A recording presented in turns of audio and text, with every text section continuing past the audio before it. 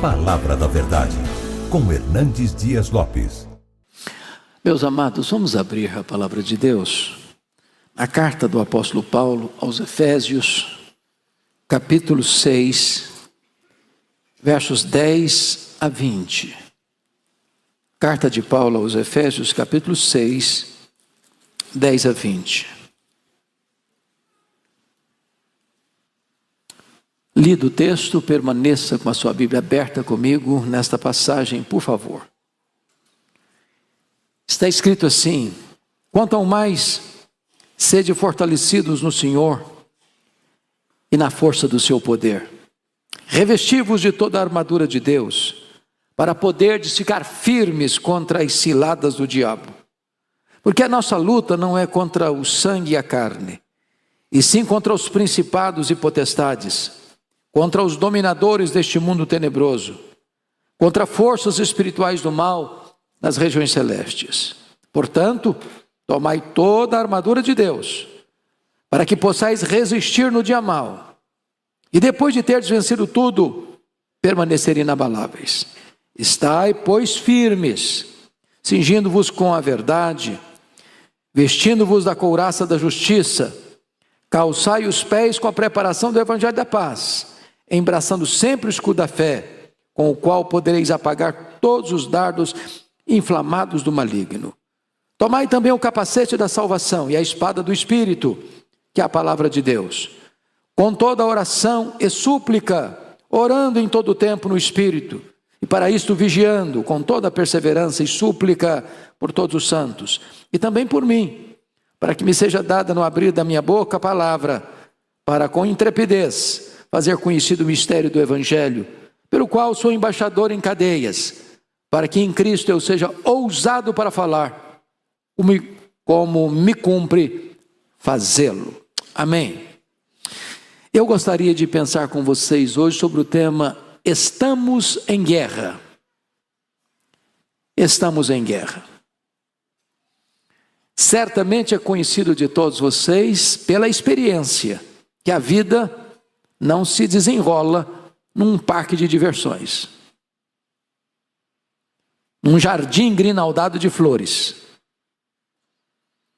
Nós não estamos numa estufa espiritual, não estamos blindados, estamos expostos a muitos perigos, a muitas ameaças, a muitos inimigos, externos e internos, visíveis e invisíveis. Neste campo não tem região neutra. Ninguém aqui pode dizer, eu não estou nessa luta, eu não estou nessa guerra. Ou você é um guerreiro, ou você é uma vítima. Mas no que tange a batalha espiritual, a guerra espiritual, há dois perigos que precisamos evitar. O primeiro deles é subestimar o inimigo. Se nós estamos usando a palavra guerra, e é o que o texto sugere, pense comigo num exército que vai enfrentar um inimigo e ele não conhece o inimigo, ele não sabe quem é o inimigo, não sabe quais são as suas táticas, não sabe quais são as suas estratégias, não sabe qual é o tamanho da oposição que vai enfrentar. Seria uma tragédia. Há muitas pessoas hoje que imaginam que o diabo é uma formiguinha inofensiva.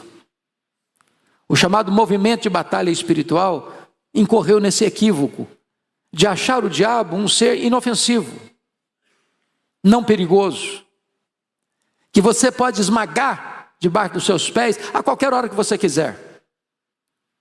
E o apóstolo Paulo, alertando sobre esse perigo, diz que nós não podemos ignorar os desígnios de Satanás. Não podemos enfrentá-lo de cara limpa.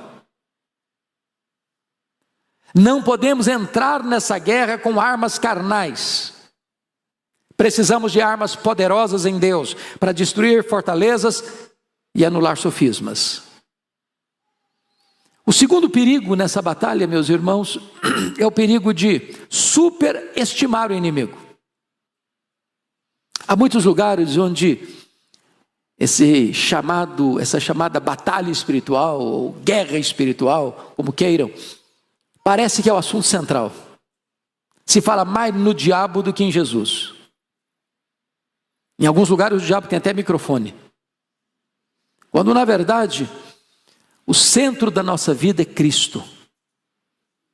O problema não é nem a presença do inimigo, é a ausência de Deus. Se Deus está conosco, não temos o que temer. Se Deus é por nós, quem será contra nós? Maior é aquele que está em nós do que aquele que está lá no mundo.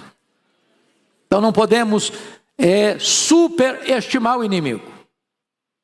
Então, nós precisamos agora fazer uma pergunta. Contra quem é a nossa luta? Se nós estamos em guerra, precisamos saber contra quem estamos lutando. E Paulo vai nos informar, a primeira coisa é que contra quem não estamos lutando. No versículo 12 ele é específico, porque a nossa luta não é contra o sangue e a carne. Com isso Paulo está dizendo que o seu problema não é gente, não são pessoas. Às vezes nós imaginamos que se fulano ou beltrano saísse do nosso caminho, a nossa vida seria bem mais tranquila. Não é verdade? Pessoas nos fazem sofrer mais do que circunstâncias. Pessoas nos machucam mais do que situações. Porém, é um grande erro imaginar que se eu tirar este ou aquele do meu caminho, meu problema estará resolvido. Porque as pessoas são apenas instrumentos, joguetes nas mãos do verdadeiro inimigo. Eu posso até tirar alguém do caminho, mas o outro se levantará, talvez pior, talvez mais perigoso, talvez até mais numeroso. Então não lute contra pessoas.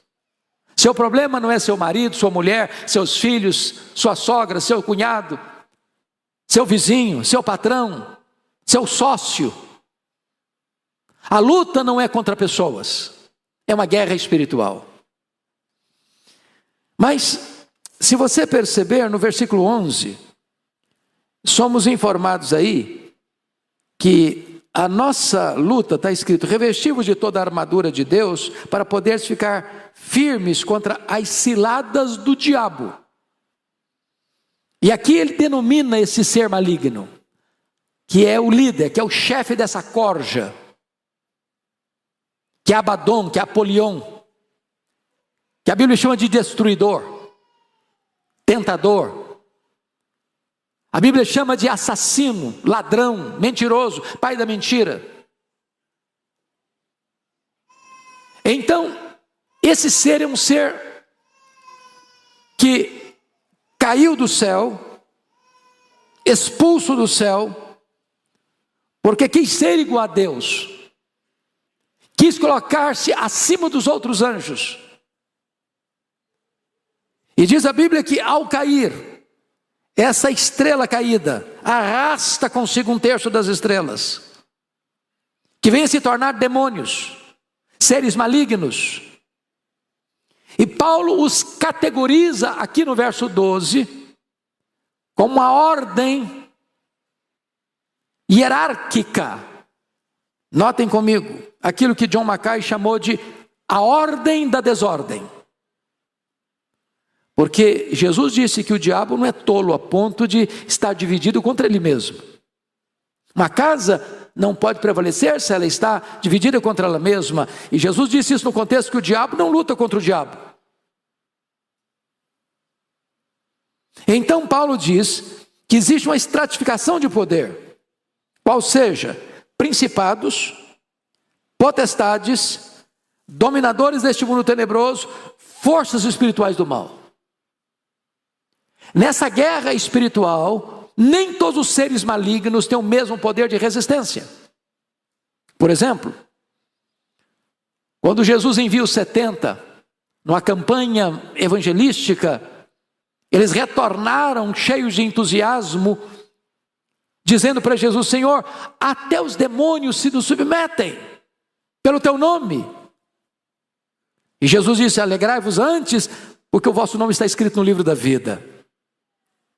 Mas parte desses 70, porque os discípulos faziam parte deles, noutra situação, quando foram solicitados por um pai aflito para libertar o filho dele, filho único que estava endemoniado, eles não puderam. Não puderam. E perguntaram então para Jesus, por que nós não podemos? E o que Jesus respondeu? Esta casta só sai com oração e jejum. Dr. Mark Lloyd Jones, no seu livro Combate Cristão, que é uma exposição desse texto, no meu entender, a melhor obra sobre guerra espiritual escrita em português, diz que há demônios e demônios. Às vezes a pessoa consegue aqui e enfrenta muita dificuldade ali. Aqui precisa de uma preparação maior. Existem potestades, principados, dominadores deste mundo tenebroso e forças espirituais do mal. Precisamos compreender a natureza dessa luta. Precisamos compreender a natureza desse inimigo que estamos enfrentando. Então, vamos olhar alguns aspectos desse inimigo. Primeiramente, meus amados irmãos, é um inimigo poderoso. A nossa luta não é contra a carne e sangue, mas contra principados, potestades, dominadores deste mundo tenebroso, forças espirituais do mal.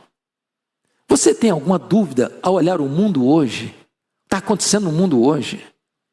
Em todos os setores da sociedade, desde os parlamentos, desde os palácios, desde as cortes, desde os tratados internacionais, desde o mundo das artes, do cinema, do teatro, da televisão, da literatura, que existe uma mente por trás, que existe uma fonte outra humana por trás, induzindo pessoas a ideologias perniciosas, a filosofias perigosas, a práticas nefastas.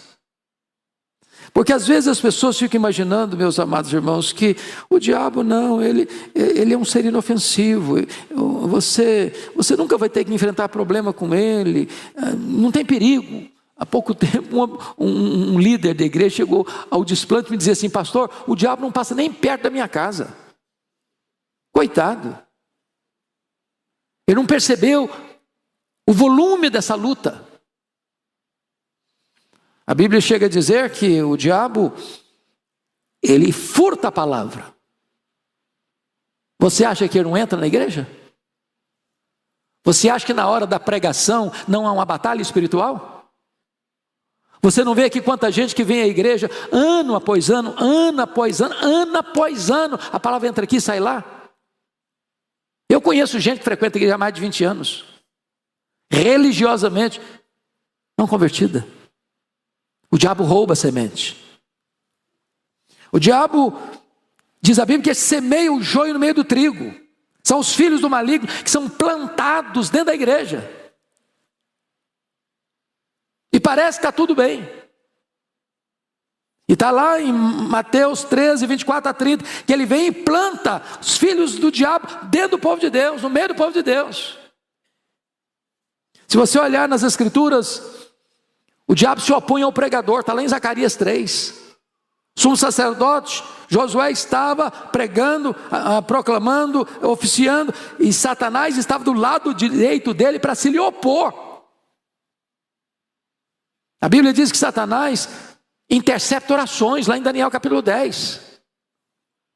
Que ele oprime com enfermidades pessoas, espírito de enfermidade. Que ele resiste à obra missionária, como Paulo diz lá em 1 Tessalonicenses 2,8. Que ele atormenta pessoas que não conseguem perdoar, guardam mágoa no coração, são entregues aos verdugos da consciência, aos flageladores da alma. Que o diabo dissimula, até em anjo de luz, para enganar.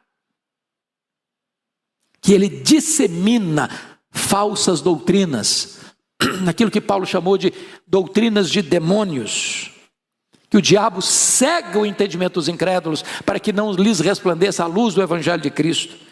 Então, meus amados irmãos, precisamos estar muito acautelados sobre essa questão de que o inimigo é o quê? Ele é poderoso. Não adianta você achar que você vai enfrentá-lo de cara limpa, porque não vai.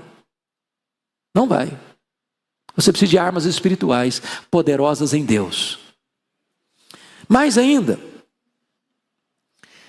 o inimigo, além de ser poderoso, ele é astuto.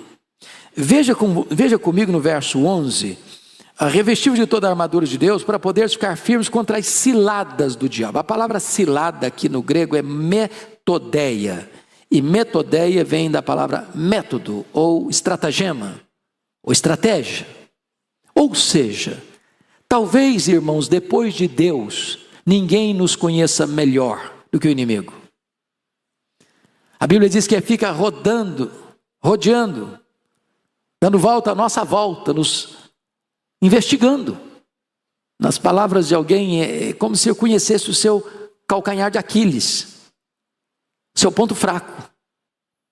E cada um de nós tem um ponto vulnerável, diferente do outro. Para uns, o problema mais perigoso, mais vulnerável é a sexualidade. Para outro é o dinheiro. Para outro é a vaidade. Para outro é o poder. Às vezes uma tentação que é forte para um, para outro não significa muita coisa não. Mas aquilo que para você é tranquilo, para outro já é o ponto vulnerável, é o flanco aberto na vida dele. Ele não tem uma arma só. Ele não tem uma estratégia só. E nós precisamos ficar firmes contra esses métodos variados, essas ciladas, essas armadilhas, essas arapucas que ele coloca no nosso caminho. Mas ainda, notem comigo que esse inimigo é um inimigo persistente. Olha, por gentileza, versículo 13: portanto, tomai toda a armadura de Deus, para que possais resistir no dia mau. No dia mau. E o dia mau, para mim, é o que eu chamo do dia da pressão. Vamos voltar para pensar em guerra. Vocês já assistiram bons filmes de guerra. Quando você está assistindo um filme de guerra, você já percebeu que, via de regra, quando um exército recua num enfrentamento, pode passar ao adversário, ao inimigo, que ele está fugindo, que ele está acovardado, que ele está derrotado, que ele está com medo, que ele está fugindo. Até pode ser. Mas normalmente, quando o exército está numa conflagração, no campo de batalha, e ele recua, o que o comandante está fazendo? Revisando a estratégia, mudando de método. E de repente, quando o inimigo pensa que o perigo já foi embora, que o perigo já acabou, então vem um ataque frontal, avassalador, esmagador. Você pergunta, por que Abraão, com 319 homens que não eram guerreiros, ganharam uma batalha de 4 reis que haviam massacrado 5 reis lá da planície do Jordão? Porque foi estratégico. Ataca de noite, quando o inimigo não está esperando, quando o inimigo não está preparado. Preste atenção que o diabo usa essa tática. É o dia mau. É aquele tempo que parece que está tudo bem na sua vida. Não tem problema de saúde, não tem problema financeiro, não tem problema no casamento, não tem problema na família, não tem problema com os vizinhos, está tudo em paz, está tudo bem, sua vida está indo de vento em popa, e de repente você até pensa em tirar férias de Deus. Você não ora mais, já não lê a Bíblia mais, já não vem na igreja direito mais, sua vida já está muito calma. E aí de repente, quando você menos espera, um ataque frontal, você fica zonzo. O dia está todo turbulento, a agenda está toda transtornada, fatos que você nunca imaginou passar na vida, você passa a passar naquele dia. É um ataque terrível, é o dia mau. Existem dias calmos, serenos, existem dias turbulentos. E Paulo diz, você precisa ter entendimento espiritual para perceber que muitos desse que chama-se dia mau tem a ver com essa guerra espiritual.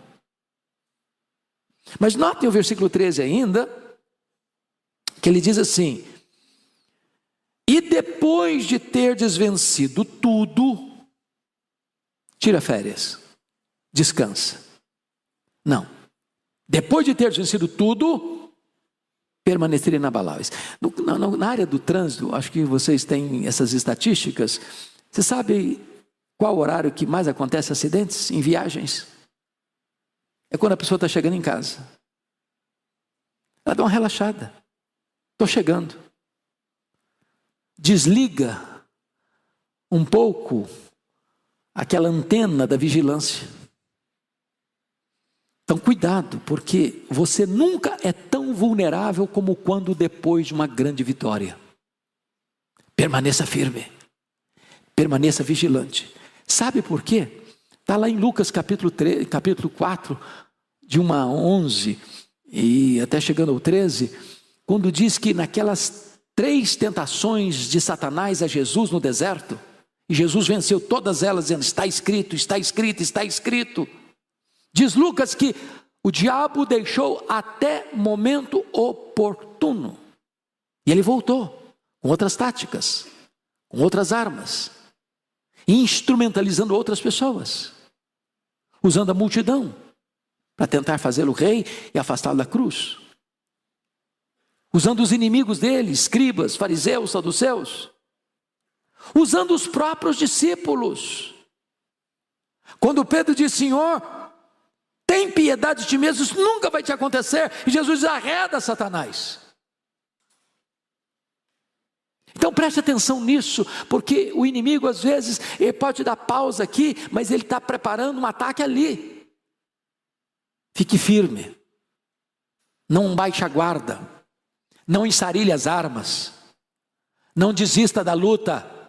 Do berço à sepultura nós teremos luta sem trégua, sem pausa.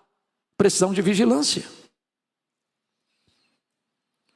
Mas vejam vocês, meus amados irmãos, que diante disso, nós precisamos agora de uma preparação que não está propriamente em nós. É o que Paulo vai falar a partir do versículo 14. E ele diz: estai, pois, firmes, cingindo-vos com a verdade. Ou seja, a verdade precisa estar cercando você de todos os lados. Onde tem mentira, tem flanco aberto, tem buraco na armadura. E ele vai prosseguir e dizer o seguinte: vestindo-vos da couraça da justiça, que cobre o seu corpo. Não é a sua justiça, é a justiça de Cristo em você. E significa que você vai estar debaixo da proteção do sangue. O inimigo não pode atingir você, porque você está coberto com o sangue de Cristo, que declara você justo diante dos olhos de Deus. Você vê no versículo 15 que ele diz: calçai os pés com a preparação do evangelho da paz. Se você não estiver com o evangelho da paz, você escorrega, entrando em brigas desnecessárias, em confusões que só vão trazer transtorno para a sua vida, sendo seduzido e até aqui caindo acolá com falsas mensagens, que não é o evangelho. Mas mais, versículo 16: embraçando sempre o escudo da fé, com o qual podereis apagar todos os dardos inflamados do maligno. Esse escudo cobria você todo. E agora vamos entender uma coisa: o que é esse dardo do maligno? Você já parou para pensar nisso? Que dardos são esses? Dr. Martin Lloyd-Jones, penso eu, interpretando corretamente o texto, diz o seguinte: já passou pela sua cabeça algum pensamento que você fica chocado com ele? Será que sou eu mesmo? Estou pensando nisso. Não é o que você crê? Não é o que você gosta? Não é o que você quer? Aquilo passa. Isso levou Lutero a dizer que você não pode impedir que um passarinho voe sobre a sua cabeça, ou você pode impedir que ele faça ninho na sua cabeça. E ele diz assim, Martin Lloyd-Jones: qualquer pensamento que povoa a sua mente e que não é expressão do que você crê, do que você deseja, do que você aspira, isso é uma seta, isso é um dardo inflamado do maligno.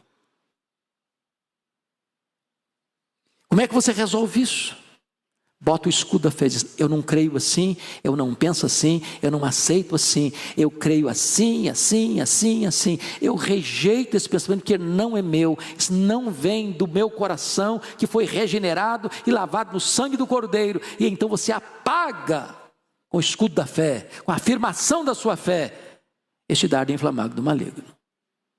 E ele prossegue no versículo de número 17: tomai também o capacete da salvação. O capacete protege a área mais importante do seu corpo, que é a sua cabeça, seu cérebro, é o que dirige você.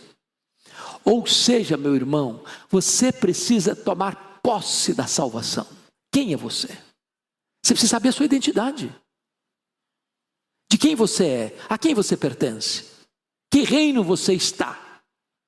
Você não está mais na casa do valente, você não está mais na potestade de Satanás, você não está mais no reino das trevas, você não está mais com o pescoço da coleira do diabo, você agora pertence a Jesus, você está agora na presença de Jesus, você é propriedade exclusiva de Deus, você agora é templo do Espírito Santo, agora você é propriedade exclusiva de Deus, e você precisa saber quem é você. Quem é você? Capacete da salvação. Estou salvo pela graça. Não é arrogância, não é soberba, é você crer que aquilo que Deus falou a seu respeito é verdade. E como Paulo diz para Timóteo: Timóteo, tome posse da vida eterna. Mas ele prossegue e conclui assim: e também tomai a espada do Espírito, que é a palavra de Deus. A espada é uma arma de defesa e de ataque. E Jesus venceu o diabo lá no monte com a palavra. Está escrito, está escrito, está escrito. E Jesus não tinha condições de ir lá no Google para ver se o versículo era aquele mesmo. Ele não tinha uma chave bíblica. Irmãos amados, é uma coisa que me deixa muito preocupado hoje, é a quantidade de irmãos crentes que não memorizam nada da Bíblia. Nada da Bíblia. Eu temo até que num dia de domingo, por exemplo, o pastor das igrejas aqui representadas falasse assim: mesmo, vamos fazer um exercício hoje. Nós vamos chamar 20 irmãos aleatoriamente para vir aqui à frente. E esses 20 irmãos vão declamar aqui à frente 10 versículos que eles têm da Bíblia de cor. 10, só 10. Talvez esse pastor vai ter dificuldade. E nós estamos vivendo na época da informação. De tanta Bíblia, e temos várias Bíblias, e graças a Deus que temos, mas não memorizamos. E a Bíblia na sua prateleira não vai resolver o seu problema. A Bíblia na sua mesa não vai resolver o seu problema. Você precisa ler. Você precisa internalizar. Eu acho que eu já disse para vocês aqui, de uma experiência que tive na penúltima viagem, que fazemos todos os anos com caravana. Fomos ao norte da Itália. E ali fomos visitar uma igreja valdense. Não sei se vocês têm essa ciência, que os valdenses foram uma igreja protestante 400 anos antes da Reforma. Protestante. E Pedro Valdo era um comerciante rico lá em Lyon, na França. E converteu-se a Cristo. Pegou toda a riqueza dele e empregou na tradução da Bíblia e em fazer cópias da Bíblia. Isso em 1173. Portanto, eu estou falando basicamente 400 anos antes da Reforma e quase 400 anos antes da imprensa, que foi inventada em 1450 na Alemanha. Uma cópia da Bíblia custava 1 ano de trabalho. Era muito caro. Eles treinaram jovens para ir de casa em casa, clandestinamente, porque estavam sendo terrivelmente perseguidos, para ensinar a Bíblia. sabendo que as cópias das Bíblias que tinham, que eram caríssimas e raríssimas, haveriam de ser procuradas e queimadas pela igreja oficial da época, eles resolveram fazer outra coisa. Nós vamos agora memorizar a Bíblia. E chegou uma época em que todas as cópias de Bíblias que eles tinham foram queimadas. E eles tinham tudo de memória e reproduziram todo o conteúdo outra vez.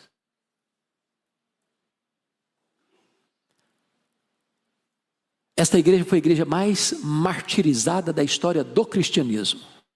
Chegue em casa hoje, dê um Google em Páscoa de Piemonte, 1655, e vocês vão ver um dos massacres que esta igreja sofreu. Por que enfrentou tudo isso vitoriosamente? Porque a Bíblia estava na mente e no coração. Ela é a espada do Espírito. Tem hora que não dá para você recorrer. É preciso estar na sua mente, é preciso estar no seu coração. Ela é a espada do Espírito. Mas, amados irmãos, me permita ainda, olha um outro aspecto desse texto, que você e eu precisamos nessa guerra. É a capacitação de poder para vencer essa guerra. Volte os olhos comigo para o verso 10.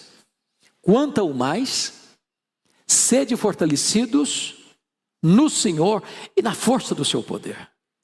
Eu não tenho forças para enfrentar essa luta. Você não tem essa força. Ninguém aqui pode bater no peito e dizer, não, eu sou forte, eu sou capaz, eu tenho poder espiritual para enfrentar qualquer batalha, como se esse poder emanasse de você mesmo. Não, você precisa do poder que vem do alto, do poder que vem de Deus, do poder do Espírito Santo. Precisamos ser fortalecidos nesse poder. Não é por força, não é por poder, é pelo meu Espírito, diz o Senhor dos Exércitos. Tem que vir de cima, tem que vir do alto, tem que vir de Deus. Você, claro, mais do que isso, precisa também, versículo 11, revestir de toda a armadura de Deus. Não pode deixar nenhum flanco aberto. Porque às vezes você vigia muitas áreas, mas deixa uma área aberta. Você é cuidadoso nisso, você é cuidadoso naquilo, você é cuidadoso naquilo outro, mas numa pequena área você deixa um ponto, um flanco aberto, e por essa brecha o inimigo pode entrar e fazer um estrago. Precisamos de que mais? Vigilância constante. Vigilância constante, para ficardes firmes contra as ciladas. O que é uma cilada? É uma armadilha que você não vê, mas ela está lá. Você não enxerga, mas ela está lá. Agora vamos parar um pouquinho para pensar aqui comigo. Estamos pensando em guerra, estamos em guerra. Contra quem você escalaria seus soldados mais treinados? Contra um inimigo fraco ou contra um inimigo forte? Quem resiste ao diabo? Se não é a igreja de Deus. Onde você acha que ele escalaria seus demônios mais tinhosos? É lá no estádio de futebol? É lá na boate da esquina? Ou é na igreja? Estamos em guerra. E nós precisamos estar apercebidos, acautelados e conscientes, para que sejamos revestidos de todo o poder de Deus e de toda a armadura de Deus. E precisamos estar também em constante vigilância, alertas para as pressões que chegam e atentos, mesmo depois de consagradoras vitórias. Mas eu quero terminar dizendo ainda que o versículo 18 nos convoca a uma preparação para essa luta, porque você pode ter tudo isso, mas você precisa estar num ambiente propício para essa batalha. E o versículo 18, eu queria que você lesse comigo. Há uma voz uníssona e sonora. Vamos todos? Com toda oração e súplica, orando em todo o tempo no Espírito. Para isso, vigiando com toda perseverança e súplica por todos os santos. deixa eu fazer só um pedido. Leia de novo agora em voz baixa e veja qual é a palavra que mais aparece nesse versículo 18.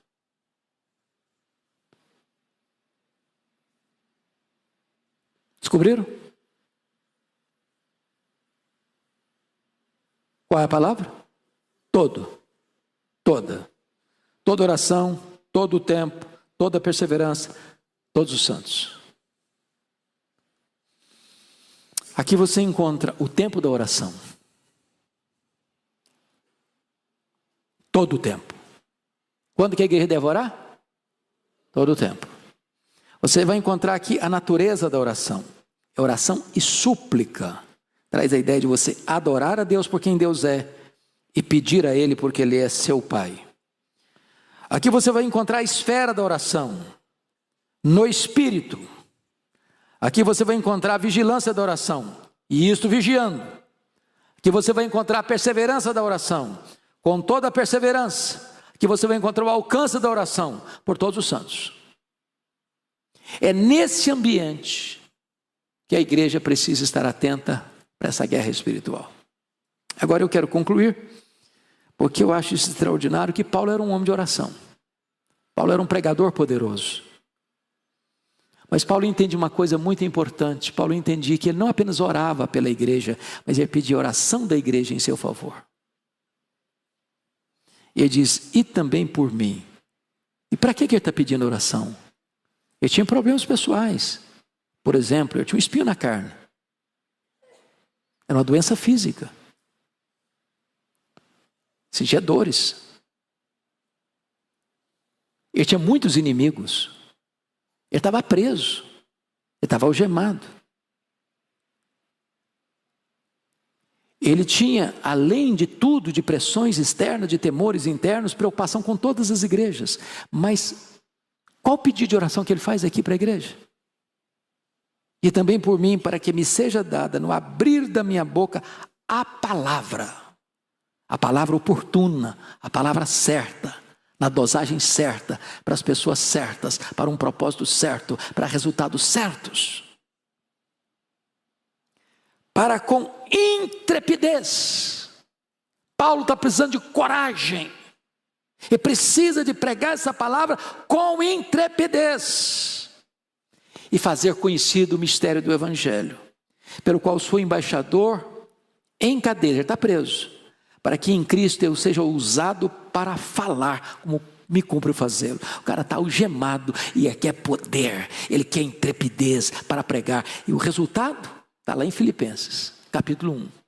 Ele diz que essas algemas, ele era embaixador em cadeias, essas algemas tornaram-se conhecidas de toda a guarda pretoriana. E a guarda pretoriana eram 16 mil soldados da mais alta patente do Império Romano. E Paulo tem intrepidez para pregar. Resultado? Conversões e mais conversões lá dentro do palácio de Nero. Ele escreve em Filipenses 4, 22, os santos vos saúdam, especialmente os da casa de César. Então vou fazer um pedido para vocês, irmãos. Não deixem de orar pelos pastores. Não deixem de orar. Você pode fazer um teste. Peça à igreja para orar verdadeiramente para o culto. Vamos imaginar que nós estamos no culto domingo de manhã. Você chega domingo à noite e fala, meus irmãos, eu preciso que vocês levantem um clamor hoje à tarde pelo culto. O culto vai ser diferente. O sermão vai ser diferente. A pregação vai ser diferente. Porque não é eloquência humana. Não é lucidez da eloquência humana. É o poder do Espírito Santo. A igreja precisa estar tomada, envolta nesse ambiente bendito da oração. Que Deus nos abençoe. Que Deus nos ajude. Nós somos jamais que vencedores em Cristo Jesus, nosso Senhor.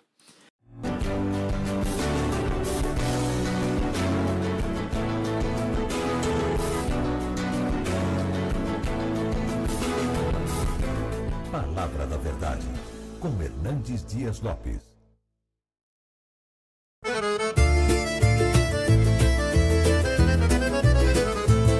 Mi svegliai con freddo da faccia, mentre Gaddina faccia festa da strada. Misi scarpe, uno sì e uno no, e si fuori con tutto cori in moto. A porta chiatto i femmini già parlano un tovatto. Un vicino mi dissi oh cammini presto, ci rispondi no cerco resto. Resto in un giorno che non voli pensare, ma voli campari, ridiri, scappari. E fuori a casa tutto era come prima, ma in l'aria c'era una gioia più fina. Un paese si muove come una canzone, ogni voce, ogni passo, ogni parola. Sogno figlio di sta terra sincera, e quando esci fuori mi sento intera. Fuori casa tutto canta, voci risate o profumo d'aranci. Non c'è regola, non c'è strada, si sente libero